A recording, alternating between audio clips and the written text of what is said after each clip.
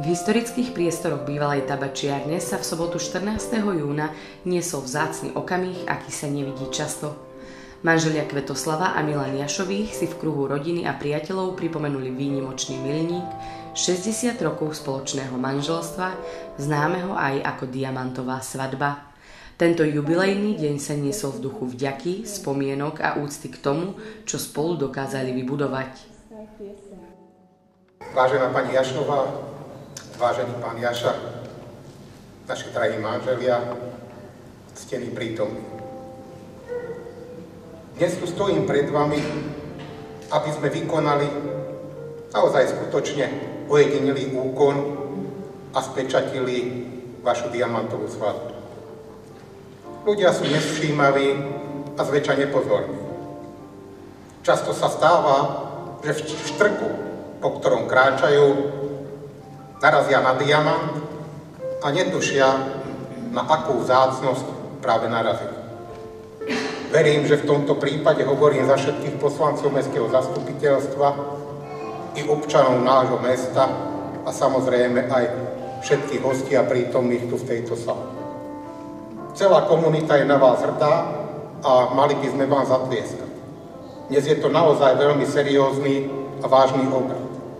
Preto ho odľahčím tým najkrajším, čo môžete urobiť a poprosím vás o váš prvý manželský bosk po 60 rokoch.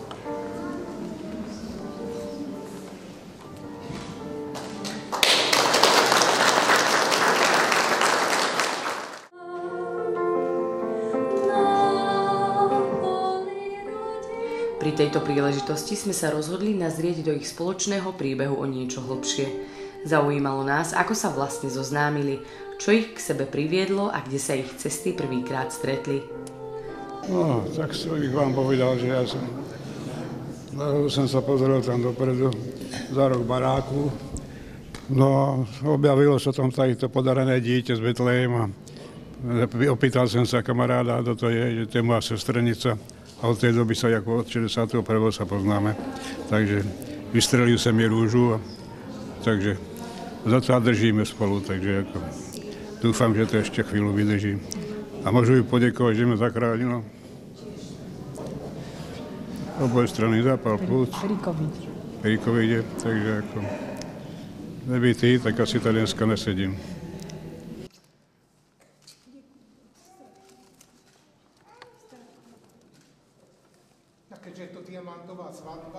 Nevynechali sme ani otázku, kedy presne si povedali svoje áno. Moment, ktorým všetko začalo. 12.6.1965 tu na Mestskom úrade v Holíči. Na vaše zdravie, na vašu vytrvalosť a na vašu vzájomnú lásku.